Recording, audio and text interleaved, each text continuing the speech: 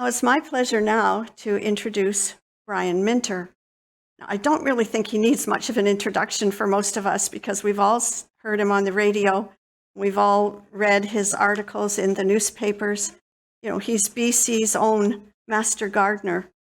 We know that Brian has been distinguished in his career as a horticulturalist, and he continues to give out advice to us on the radio. He's always invariably cheerful, friendly, and so encouraging, the marks of a really good teacher. And in fact, what you might not know about Brian is that he started out with an honors degree in English from UBC back in 1969. And from there, he has gone on to establish himself as an entrepreneur, a businessman, and a renowned horticulturalist. You might not know also that Brian is in fact a member of the Order of Canada and the Order of BC. It's a great privilege for us to welcome him to our conference. Hello, Brian. Carolyn, hi. Thank you very much for the kind introduction. And I must say, it's a pleasure to talk to retired teachers who have given their life to sharing and bringing knowledge to so many people from so many different walks of life, especially the younger generation. So, you're deeply appreciated by a lot of folks, and thank you for all you've done.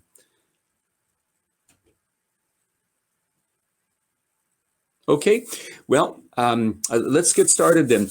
What I have a privilege today to actually talk about is we hear nothing but bad news in terms of the climate, and it is a lot of bad news. And where are we in terms of the hope of recovering in terms of our planet?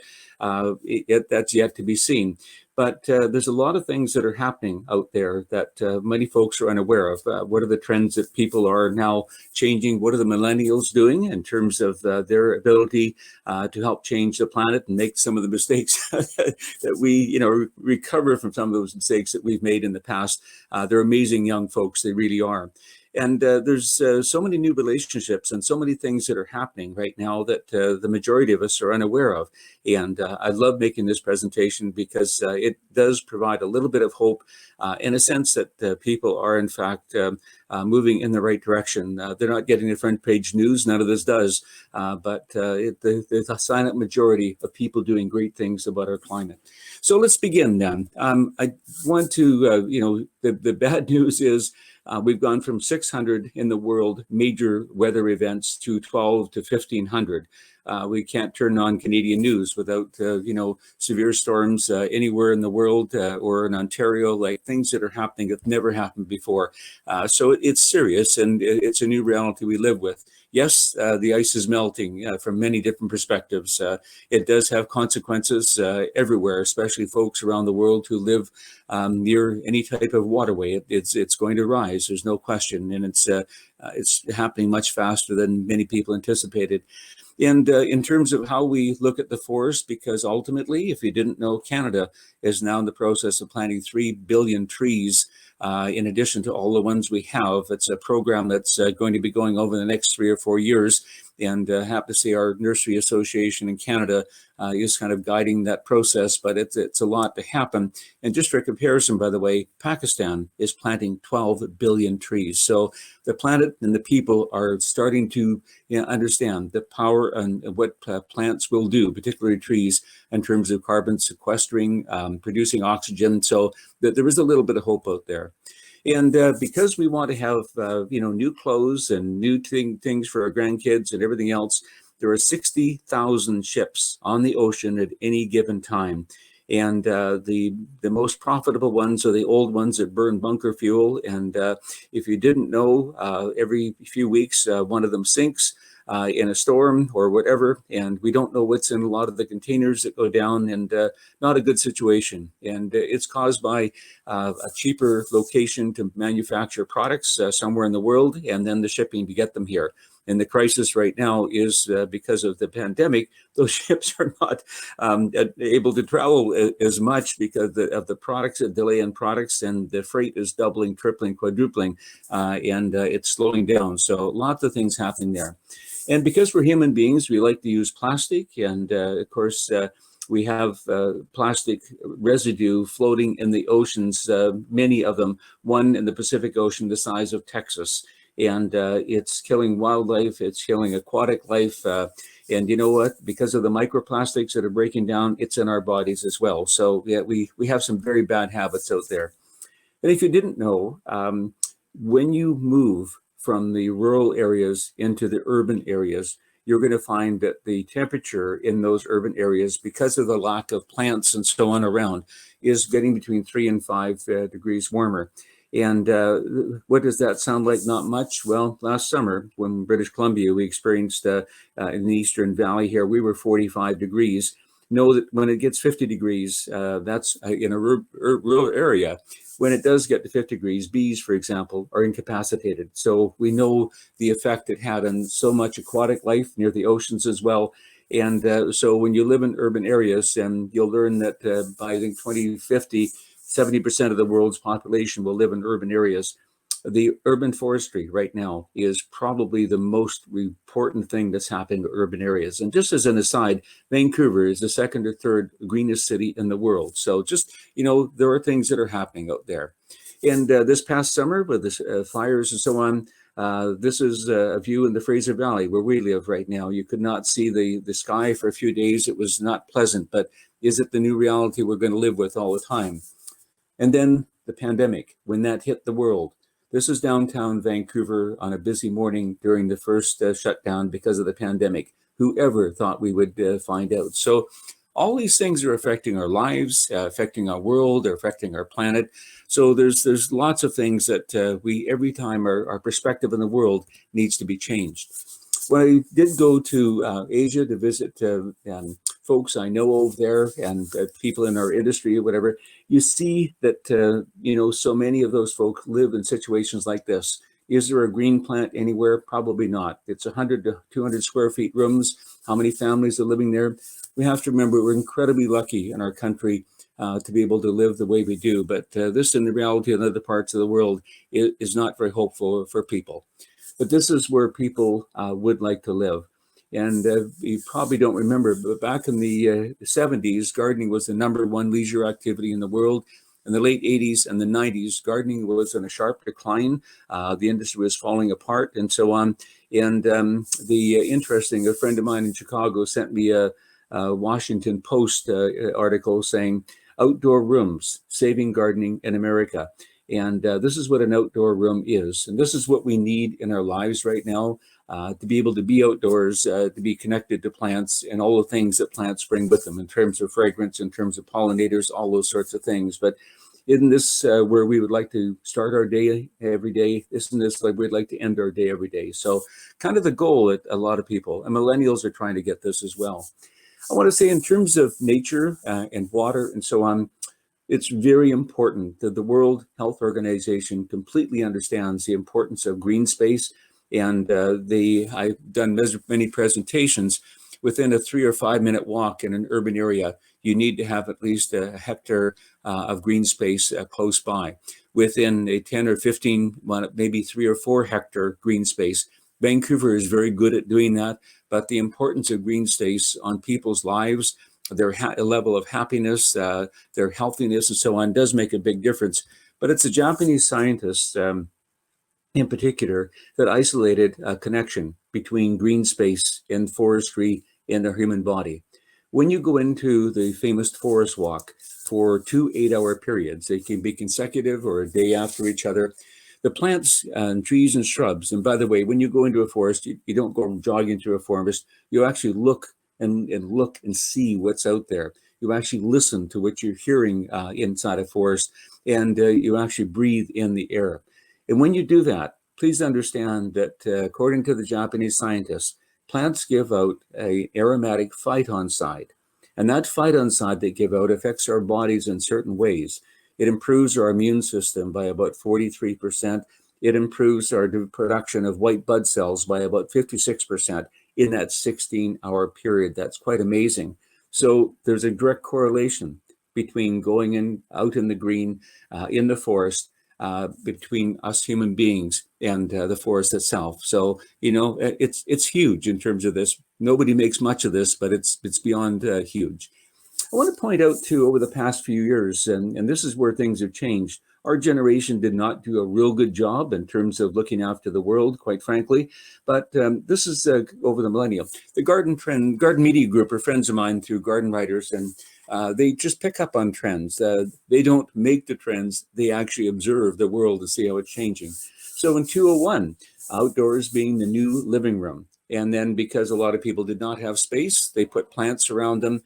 It was about containers. And then suddenly I was speaking in South Africa to the International Association of Garden Centers, and the people from Britain were saying, we noticed a sudden increase in the amount of vegetables young people are buying, the seed vegetables. The people in New Zealand said, we noticed that too. All over Europe, all over the world, all of a sudden. And 206 was the beginning of people wanting to be able to grow their own food. It was amazing.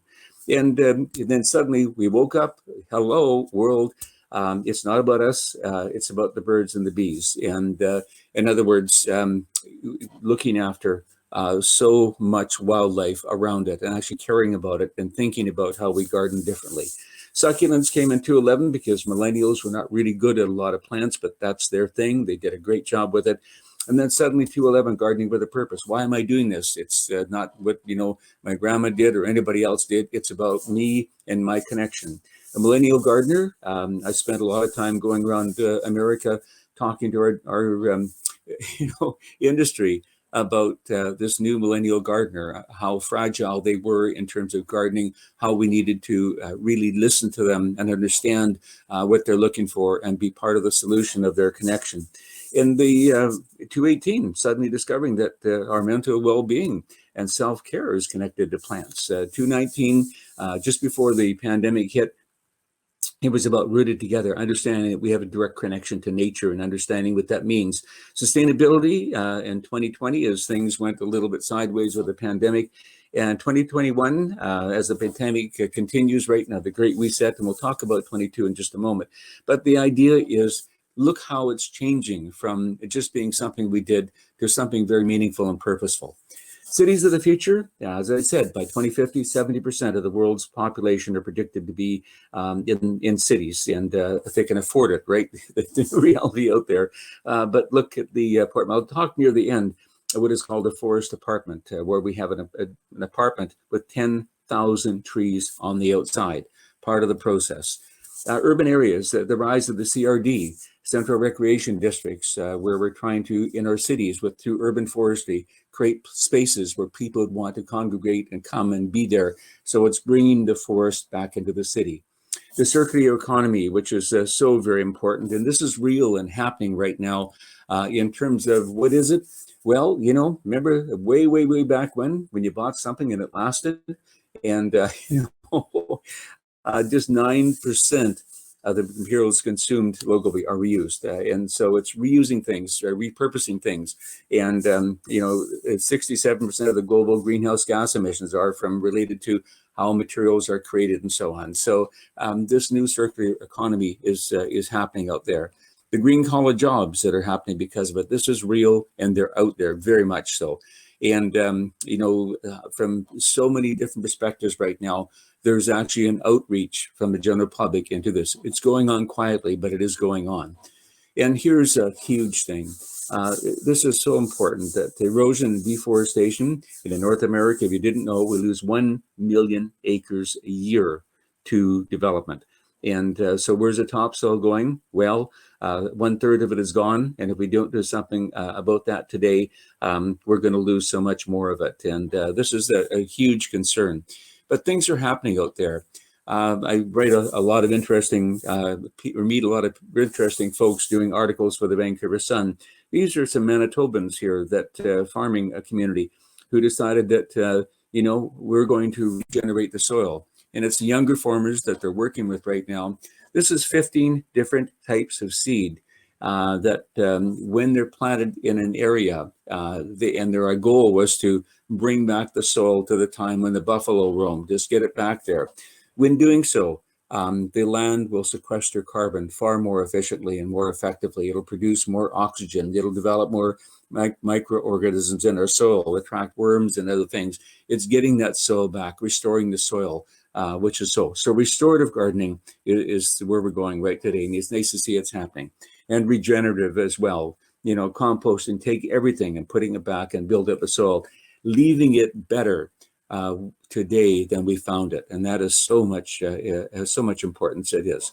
And I'm chuckling right now because the one thing we're missing in indicators of things going wrong with our planet is the lack of frogs. And I'm chuckling because, in our property where our garden store is, we have to watch where we walk because we have gazillions of frogs. We have several ponds that in the summertime you can't, well, it's in May in particular, hear yourself think because of the frogs. They are so incredibly important. And if you want to do this, and if you do have a home, rather than an apartment, it's just simply having a quiet water space that makes all the difference in the world. It seems like I'm emphasizing frogs here, but it's what frogs and amphibious type of animals bring to the world that we're losing so many of them right now. It's very, very important as well. So please think about it. And fungus, wow, who knew that fungus is incredibly important for the world? We would say, oh my gosh, we got these things in the lawn. Any idea what these things do? They can solve some of the world's potential problems. And of course, anything that's decomposing, the fungus help that process, speed it up. So get that material back into the soils, which is very important as well.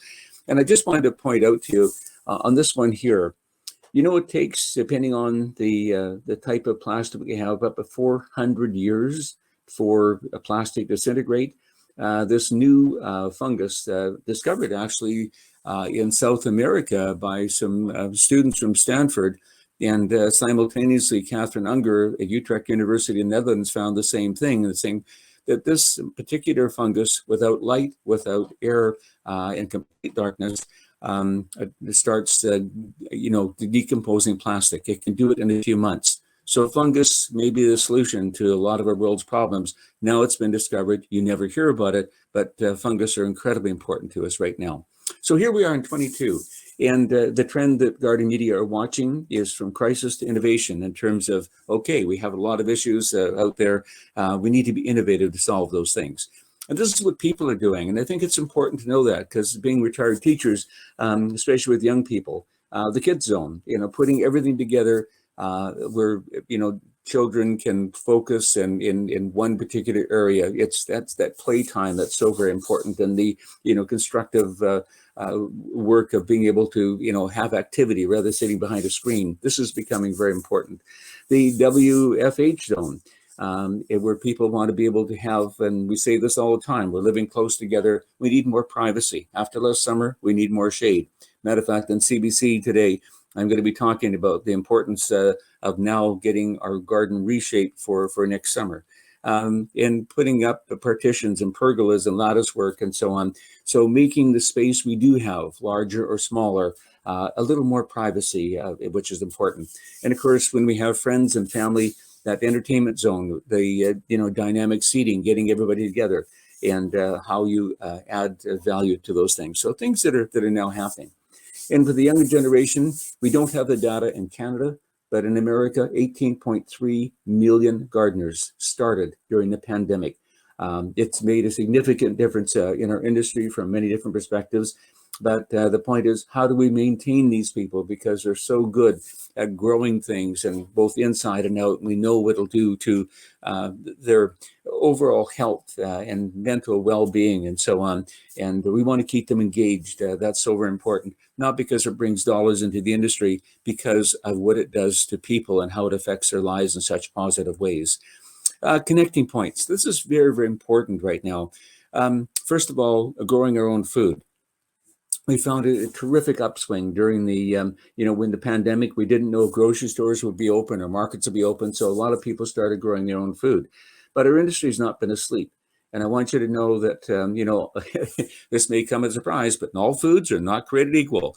And the same type of food has so much more antioxidant value, nutritional value. So in terms of, and virtually nobody talks about this, the carotenoids, the beta carotenes, the luteins, all these things that are in foods, same type of tomato that has a good taste. One is loaded with more lycopene, and the other one than the other one would have. So looking at the foods from a different perspective, this is a kind of a huge thing that nobody's dealing with right now, but it's out there. And the fact of, being able to add flavoring to our food instead of buying everything in a can or pre-made or having delivered to your door by Uber or somebody else, the fact that we could grow these things so easily. But the young people are amazingly great at being able, they're foodies, adding the flavors and the unique spices to many of their foods. And this is what's happening right now. This is the first time I've shown this. These are plants we're growing right now on a trial basis, to understand that this is the mini series of plants that actually you can get all the nutritional value and the value of foods without having a big garden, things in smaller spaces, which are kind of important. These are brand new. We're going to be introduced to the world next year. So, and of course, you're probably not interested in demon peppers, but the young folks, if it's not, burning your hands as you pick them, it's not good enough. Okay, they love hot peppers, and there's lots of nutritional value too. When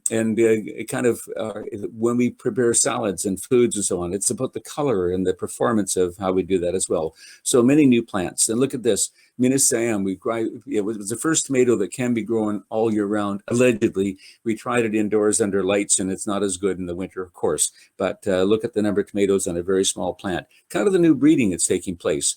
And then I'm so proud of this. The airport I have the least luck with in the world of ever getting a plane in and getting out again, Chicago Airport at O'Hare. This is where they're producing food for all their restaurants as well. So it's a new cycle taking place of producing food.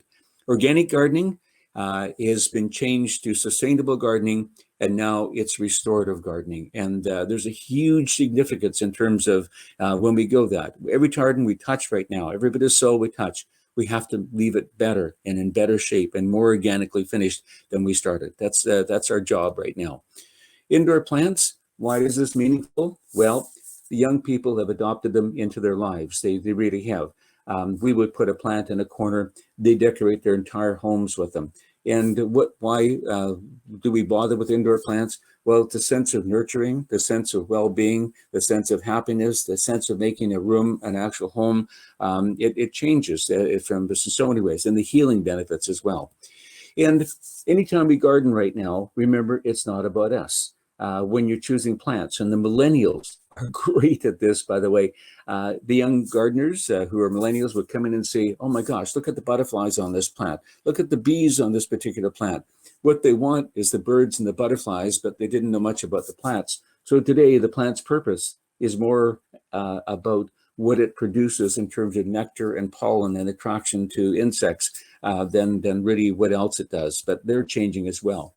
And I want to say that in terms of the plants we choose today, we're having to make better decisions. We really are. And, lavender is great from many different perspectives and very, very popular, by the way, giving way to Nepeta, by the way. I'll tell you about that later.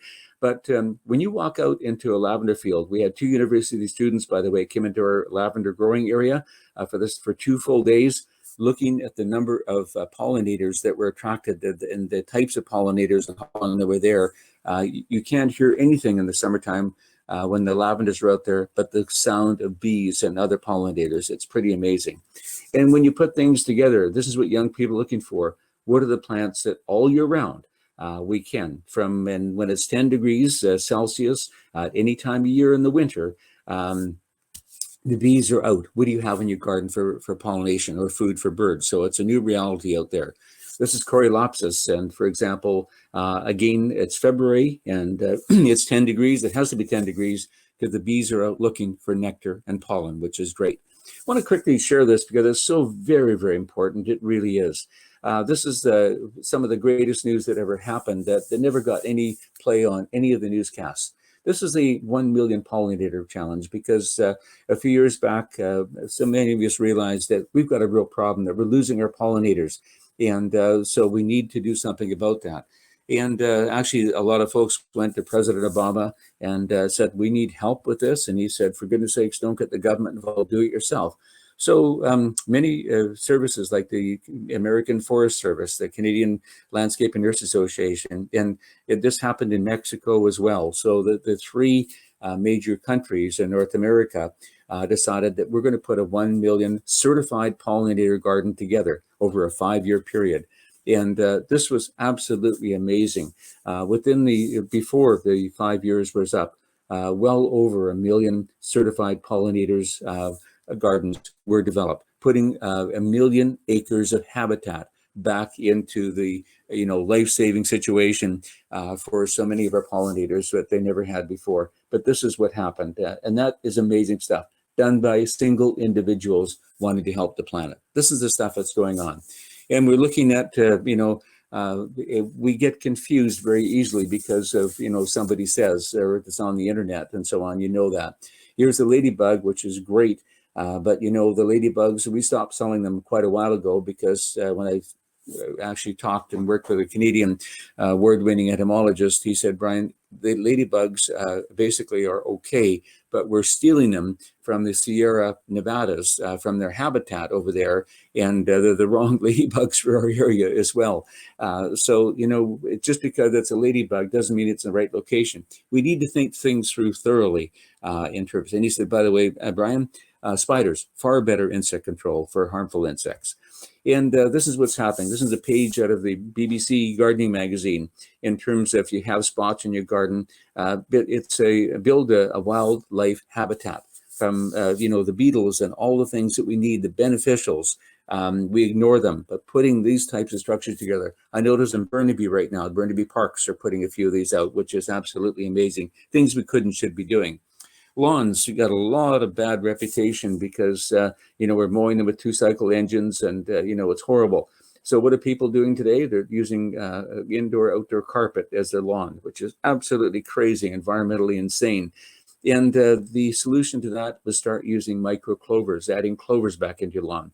I know a lot of the parks foremen and throughout British Columbia, and they're telling me they're putting about 5 to 25% clovers into the ground. It fixes nitrogen. You don't have to fertilize. And of course, when they do flower, they do need to be mowed, by the way. They're providing nectar and pollen for a lot of the insects as well. So they're making lawns viable again. So we're changing a lot of things that way. Sensory connection. I mean, I always say, well, how the importance of a plant is how we connect to it.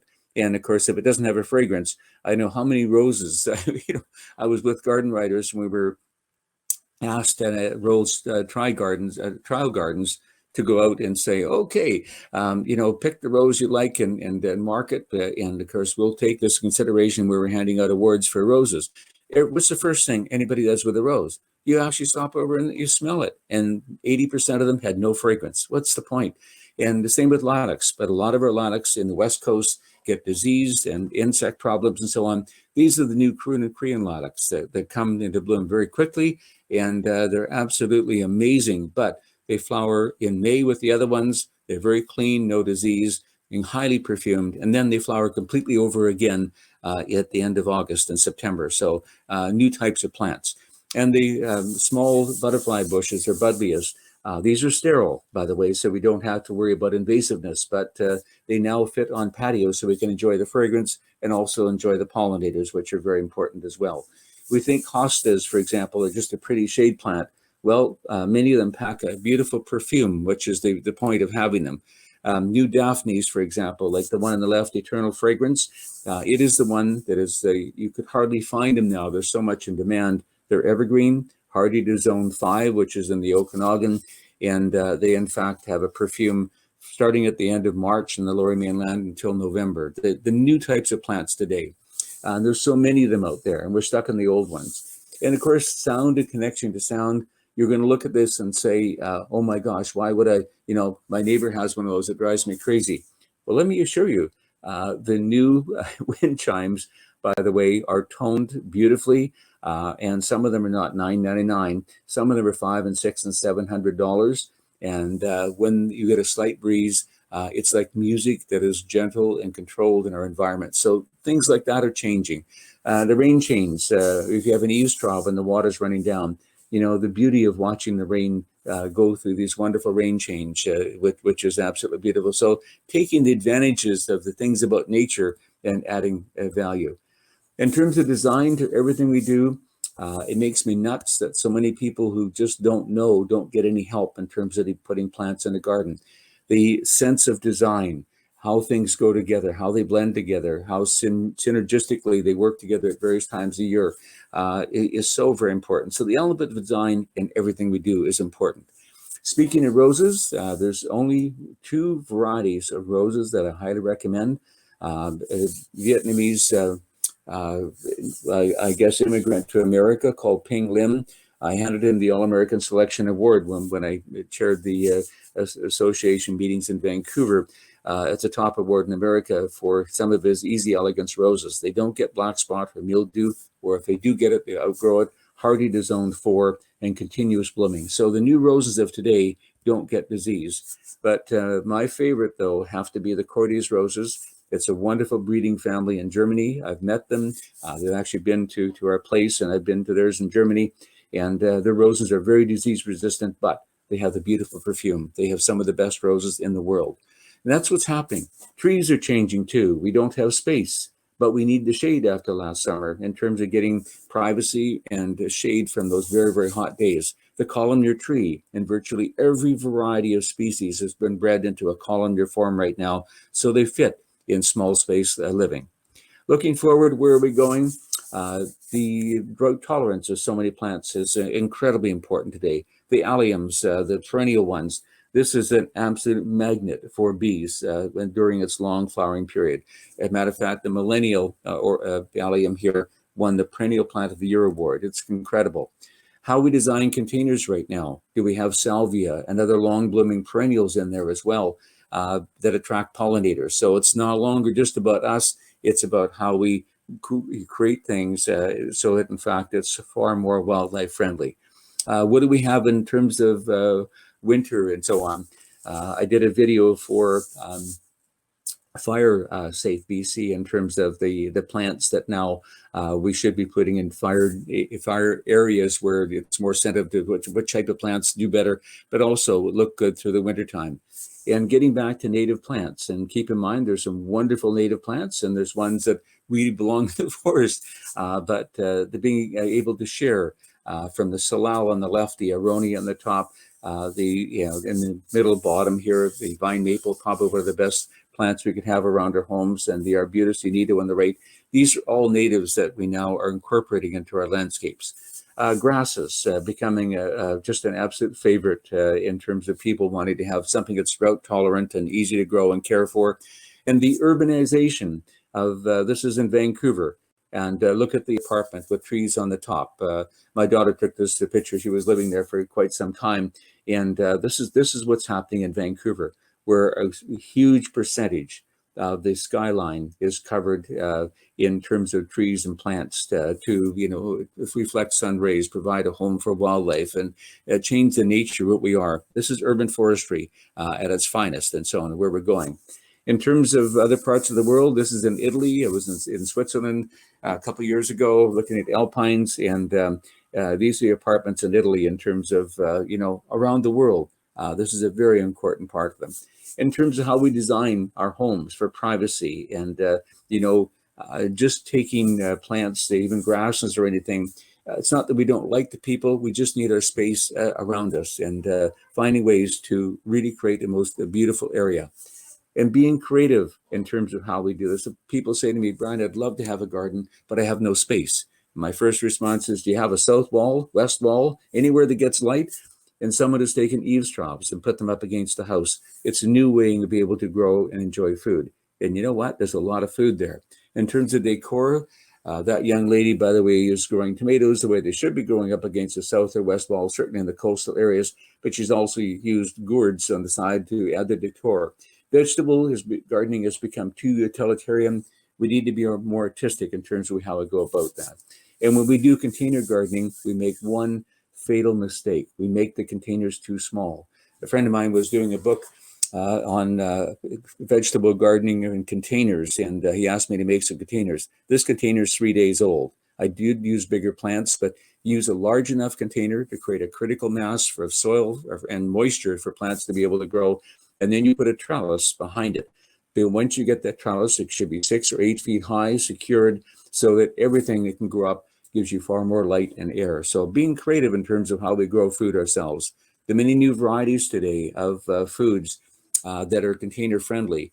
In a container, you can get beautiful burpless cucumbers just by getting the right variety. And salad bush is certainly one of those. Or if you love beans that just have no place to grow them, Muscati is one of the new award-winning beans, wonderful flavored beans you can grow and get lots of production in a very small space. Even foods like berries now, we're finding containers where you can grow raspberries, new varieties. They're not the best, yes, yet. I call us a 75% club because we get 75% of the way, not the rest of the way. But we're working on this to improve the production. And even though they're small, these other varieties of blueberries that go in a container, Perpetua is one of the best ones because it just is nonstop in terms of production out there. But in terms of plants inside our home, we referred to that a little bit earlier. This healing, this was taken at Wisley Gardens in England. This healing sense over here. That was 30 years before anybody even talked about it. In Britain and in Europe, they understood the value of plants and how they help clean the air and take toxins out of the air and produce oxygen and sequester carbon. All these things are incredibly important to us, they really are. And I love our young folks today in terms of the millennials. They are absolutely amazing in terms of not doing the ordinary, but doing the extraordinary. Their sense of design is phenomenal. And when they put plants in their house, remember I mentioned it's not just about having, a plant in a corner. They embrace and they engage the plants throughout their entire home because it's so important to them. And for them, this is the perfect living environment indoors. And it changes the nature of what a home could be. And this is kind of the future where we're going right now in terms of living walls, that we're getting all these pieces together right now. Before you do this, you have to have the right containers to be able to put on a wall that doesn't destroy the wall, but allows the plants to grow. But this is more and more what's happening out there. You're seeing it in larger scales today, and bringing that green environment of carbon sequester and oxygen production inside our homes over here. This is our wonderful semi-annual green wall in White Rock. And I always stay away from this because I'm not watching the road when I'm going by here. But this is what green walls could and should look like. And this is kind of the way we're going in the future. And when you look at what's happening about this is the vertical forest. This is what is called the forest apartment that's taking place right now, where in fact we have on the plan, that's an architectural firm, the Stefano Vibori in Italy, who are doing the designs of this. They've done several now around the world, 10,000 trees and plants on the outside of a building. And if that's the way of the future, so be it. And here's an example of what they're doing. And that to me is absolutely amazing. This is in Italy. And is that the future where we're going? And of course, ironically, China is the world's leading manufacturer of everything right now, but they're the first ones. The same architectural firm is now planning for the mid-20s to develop the first forest city in the world. And where, you have such green around you and surrounding you and so many different areas. Is this the future? I certainly hope so. But a few of the folks in Britain, when commenting on this, they said that probably China is the one place in the world they could do this. No matter, you have to have the land space to be able to begin this, but they could make that happen right away. But to me, it's ironic that China is thinking like this, and give them full marks for, and in terms of looking at the future living spaces of people and how we can turn this around. And to me, it has such great opportunity. It really does. So I don't know what idiot put these two eyeballs on a tree, but what they did was essentially, you probably walked by this tree 100 times and never seen the tree. Pay attention to these trees because they're important for our planet. They're important for our wildlife. They're important for us. And we need to respect them and look after them. The average lifetime of a tree in Vancouver is 8 years. 8 years. And I talked to some friends in Toronto, and they said 4 years in Toronto. That's about right. We need to have more. We need to have the better varieties for the future that'll tolerate the changes in drought and heat in our climate. And that's being done. We have people around the world searching for the worst conditions, the possibly worst conditions a plant can grow under. and they're taking the genetics from that and trying to find and crossbreed them with the trees we have to make them more sustainable as we look at urban forestry in the world itself. So trees, incredibly important. They really are to all of us. And to me, it's a good thing. So all this has really been about looking at the world from a different perspective, looking at the world in terms of things you've not really heard about or thought about, or where people or millennials or the new generations are going. The 1 million pollinator gardens, for example, that happened and got no press release at all. People are doing amazing things at restoring our soils and restoring our gardens and gardening differently and growing things and growing their own food, but growing food with more nutrition, putting plants in our lives in ways we've never done before. So in terms of all the horrible things we see and the horrible things that are happening to the climate out there, there's a lot of good that's happening and in very positive ways. So I want to thank you so much for listening, and it's an honor to be with you and to share some of these ideas today. And to me, in terms of as we move forward, this has to be a part of our life. Well, thank you, Brian. What a lot to think about. And I would like to thank you also for your very kind words about teachers. Very much appreciated. Thank you. We do More have than welcome and well deserved. Oh, well, thank you. I think you're one of us. You do this presentation so well. That we do have a number of questions that have come in, so I should get to those. Do you still have time for us for some Yes, questions? we certainly, Yes. Oh, certainly great. do. We'd love to have Good. some questions. You bet. Super. Okay. Okay. The first question that I'll ask you, someone has asked quite often, he likes to give flowers to a friend, cut flowers, but he's wondering now if that's the best thing for the environment. Would he be better to take a living plant? Speaking professionally, I just did a presentation to our industry in terms of the cut flower industry and how it's growing dramatically. It has exploded during the pandemic. And two things have happened. One is because of the pandemic, so most of the flowers that we bring in are coming from South America, both Colombia and Ecuador. And by the way, we hear all the bad news about, Africa and Ethiopia and so on. Ethiopia is one of the world's leading production of cut flowers. So it's helping people in other developing countries, have a livelihood and so on. But the emphasis, because of the pandemic, is our local growers are growing and expanding in the summertime right now. First of all, it's great for the environment because they're growing these outdoors in the summertime in controlled environments.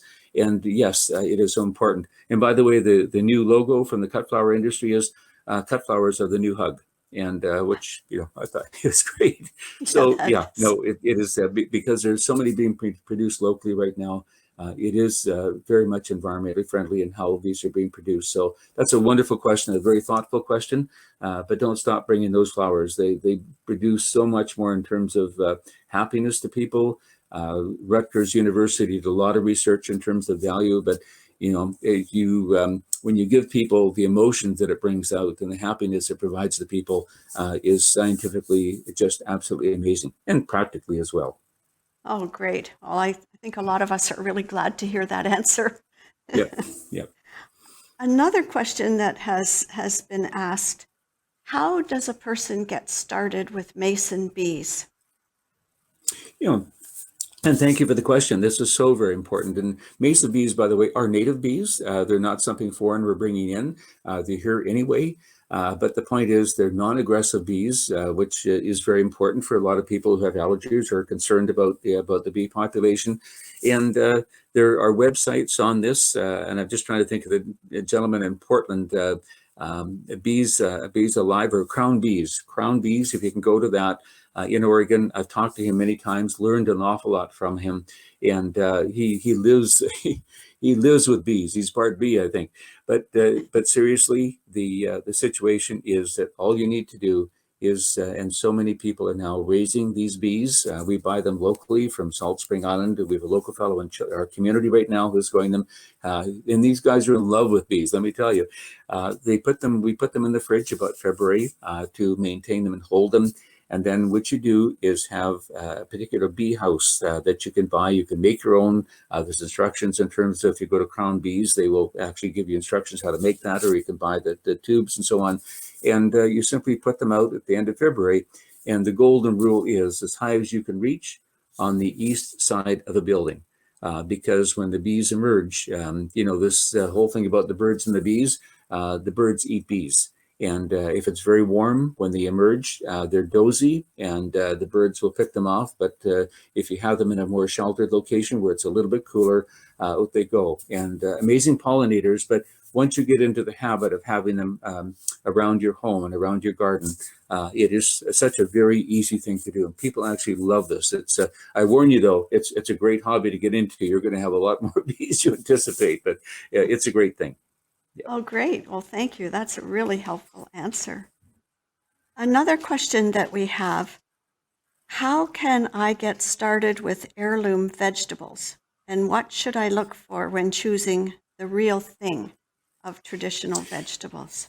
Yeah, I love that question because I think it's insulting to all the breeders. Go back to grade 3. We learned about Mendel and his crossing of seeds and so on. But all the breeders who have generally trying to get new plants that have more disease tolerance, that produce under more difficult conditions, that produce better tasting fruit, a better quality fruit. That's all been breeding that's been taking place in a genuinely good way. You have people who are very concerned about the planet and wanting to produce better ones. So don't throw them all out. I look at comparing a Model T Ford to the smart car today. Which is better for the environment and which ones are we looking at? So not to be outsaid, the heirloom vegetables have a really strong following. Part of it is because you can take their open pollinated varieties, meaning that you could save the seed for them yourself. You don't need to be dependent on anybody to provide seed for you. You can save your own seed for them. And the flavors of them unequivocally amazing. They do have wonderful flavors and so on, but they're more tolerant to all the disease and so on we have, and they take longer to produce. But if you're okay with that, many of the seed companies today are not only putting organic seed on the marketplace and growing more organic plants today, but they're also increasing the numbers of heirloom seeds because a lot of them have certain old qualities we just have fallen in love with and want to keep them. So the industry is very open about that. Yes, we're always going to have heirlooms. We're always going to have more organic available, but don't really discard all the new varieties of vegetables that have been developed, which give us more opportunity to have an earlier, more flavorful, more disease-tolerant types of plants. So we always look at the broad perspective.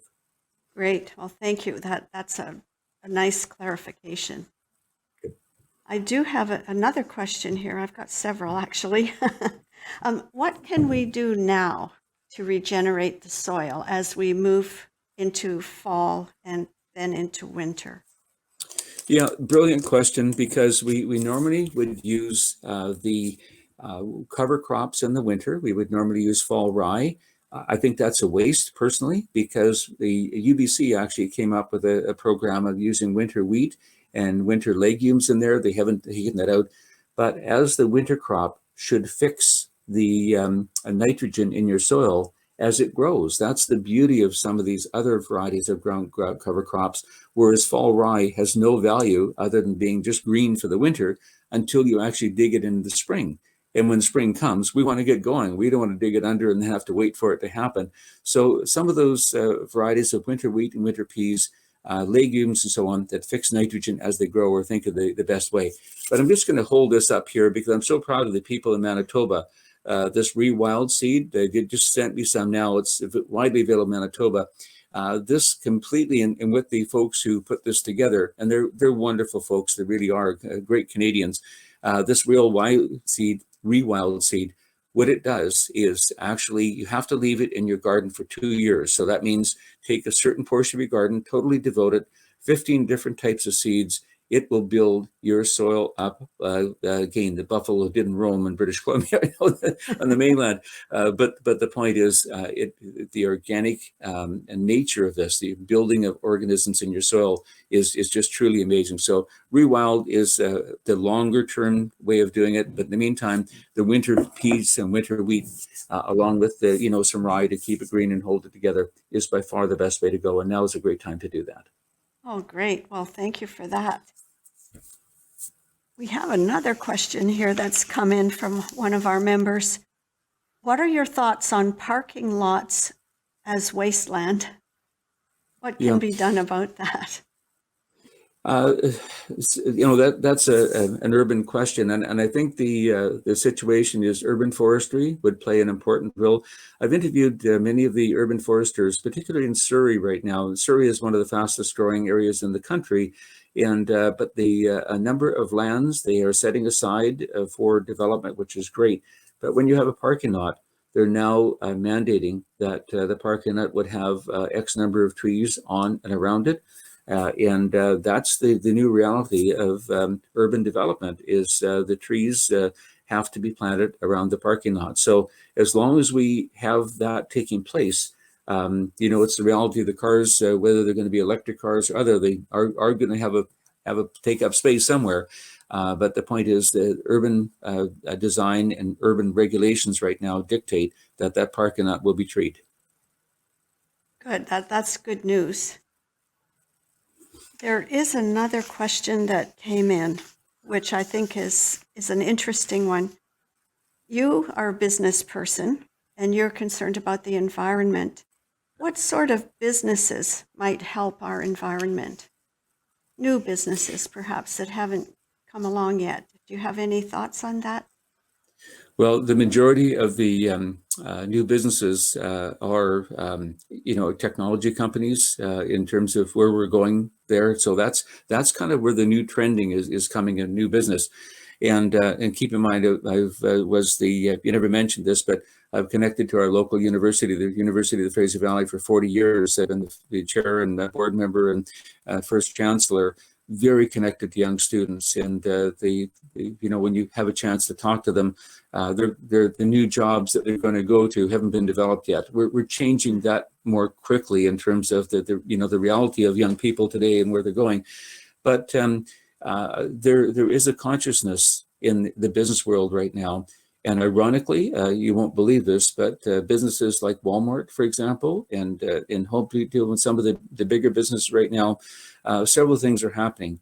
Their new facilities that they're developing have to be treed and fit with all the conforms of what they're doing, looking at green roofs and so on. But the biggest problem we have with a lot of our plants today is the neonicotinoids that the sprays. And by the way, I just want to point this out that people hear this word and they freak out. Neonicotinoid chemicals were designed to be people-friendly, animal-friendly. They're the safest pest control products in the world. It's just unfortunate there is a side effect that's still being determined that harms, bees, and a lot of it's misconception about that. But so the plants today, and I get this question all the time, is the industry still using neonics? Not very much anymore, even though they're so safe, because they're concerned about the bees. Coming back to answer your question, Walmart and Home Depot and other major corporations, the growers that supply them, you see, you will not use neonicotinoids and so on like that. So in terms of that perspective, in terms of when they're building and whatnot, they have to conform to, they having a number of trees and urban forestry around them. Those are the things that are taking place. The other is waste. Coming back to the comment about circular economy, everything that we're manufacturing today is being changed, and 60% of the emissions come from manufacturing. So built to last is the new parameter in terms of how things are done. But the technologies today are allowing new things to be built in ways that are less harmful to the environment. There's a lot going on behind the scenes in this whole situation. I wish we could get rid of plastic somehow or find a way to do that. If we can land on Mars, I think we can actually find a plastic, that would deteriorate very quickly or something like that. But there's a lot. It's a very complicated question and it's a complicated answer. But a lot of businesses are very concerned because driven by the millennial generation. If you're not an environmentally friendly company, we're not shopping there. And that is for the millennial generation. Thank you for being like that. Right. Well, thank you for that answer. Do I have time for one more question? Okay. Oh, which one to choose? All right. A person has asked a question about creating an indoor green space in a small apartment. And they've referenced a product that apparently you can plug in and fill it with water, and there are little pods containing seeds that will grow. And this person's question is, do the plug-in gardens help to generate an appropriate indoor green space? They can. The two things that are most critical, and as we leave our summer right now and going into fall and wintertime, inside our homes, it's the most difficult situation for plants. The quality of light that they're getting, it's the number one thing that plants need to go through that photosynthetic process. They need quality light.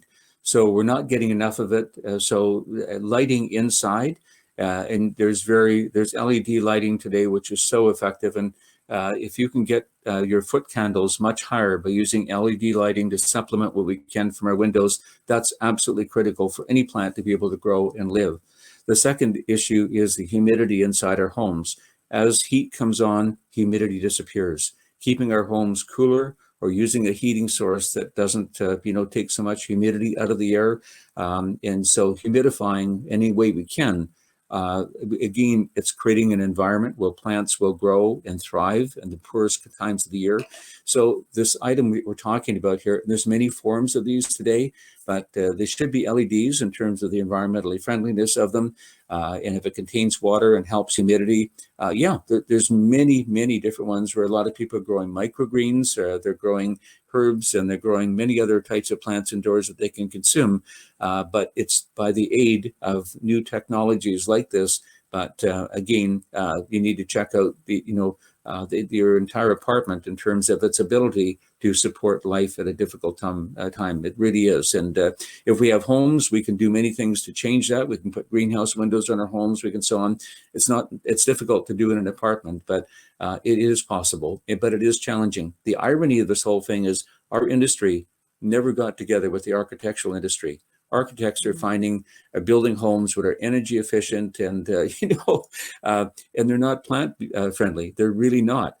So we need to get together in terms of designing homes that will allow the growth of plants indoors, because we know the many human benefits of that.